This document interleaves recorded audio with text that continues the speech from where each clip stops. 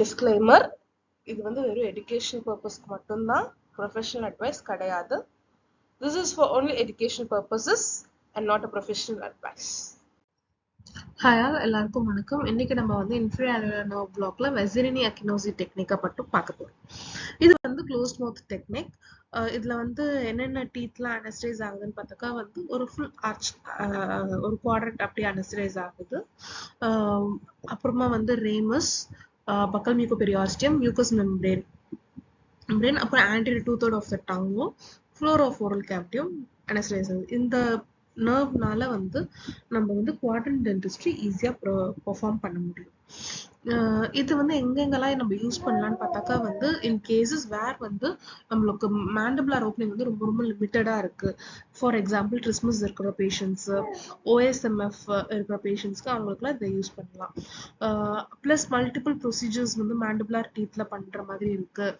And ஐஏஎன்பி landmarks வந்து சரியா visualise பண்ண முடியல பெரிய டங்கு இருக்கிறதுனால, ஆர் இல்லாட்டி வந்து பேஷண்டால வாயவே திறக்க முடியல, எனி ரீசன், அதனால வந்து நம்ம வந்து இந்த டெக்னிக் வந்து யூஸ் பண்ணலாம்.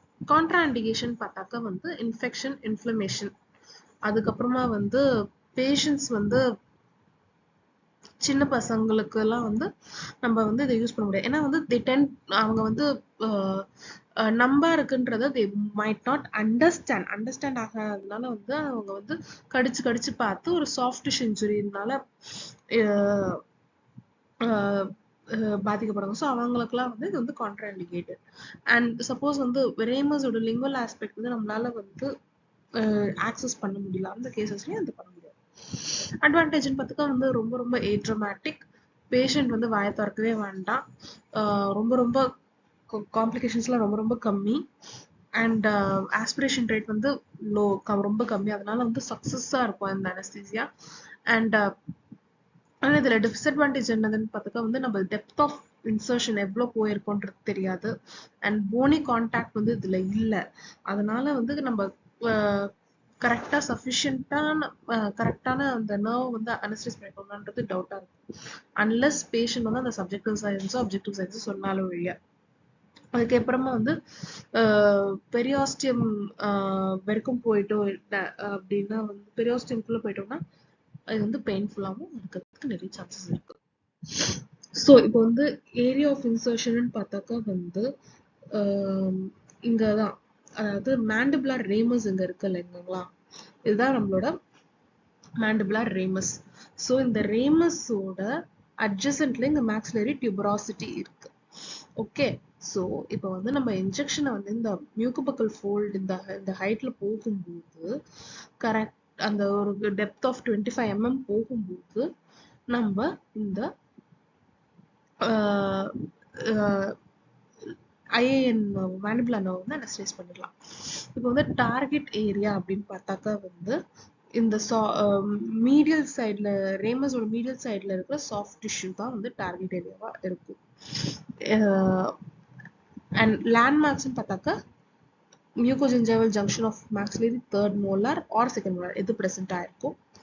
maxillary tuberosity இந்த பின்னாடி இந்த இடத்துல இருக்கும். அப்புறம் coronoid notch on mandibular ramus.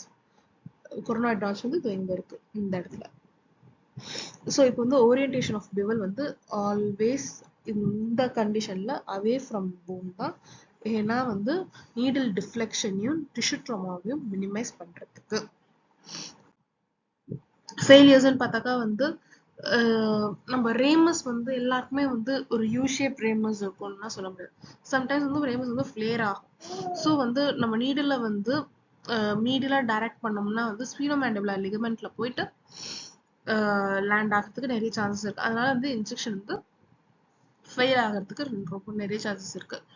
So அதனால வந்து திருப்பியும் வந்து லேட்ரல் ஃபிளார்க்கு ஏற்ற மாதிரி நம்ம நீடில் வந்து டைரக்ட் பண்ணி அதுக்கப்புறமா வந்து 27 gauge needle 25 gauge needle use பண்ணா இதை வந்து நம்ம ஓவர் கம் பண்ணிக்கலாம். ரொம்ப ஓவர் இன்சர்ஷன், மியூகோஜின்ஜைவல் ஜங்ஷனுக்கு மேல ரொம்ப போகாம ரொம்ப கீழே போயிட்டோம்னாலும் நம்மளுக்கு வந்து அந்த அனஸ்தீசியா எஃபெக்ட் கிடைக்காது. ஸோ இது வந்து எப்படி இது பண்றது பார்த்தாக்கா வந்து கரெக்டாக அந்த மேக்ஸிலரி லாஸ்ட் மேக்ஸிலரி மோலாரோட மியூகோஜென்சிவல் ஜங்ஷன்ல இருந்து கொஞ்சம் ஒரு 1 mm ஒரு 2 mm அபவ் போயிட்டு அக்ளூசல் பிளேன் பேரலாக போகணும்னா இந்த 25 mm கிட்ட போகணும்னா இந்த இதை வந்து நம்ம ஓவர் கம் பண்ணலாம். அதே மாதிரி ரொம்ப வந்து ஓவராகவும் இன்சர்ட் பண்ணிடலாம், இல்லாட்டி அண்டராகவும் இன்சர்ட் பண்ணிடலாம்.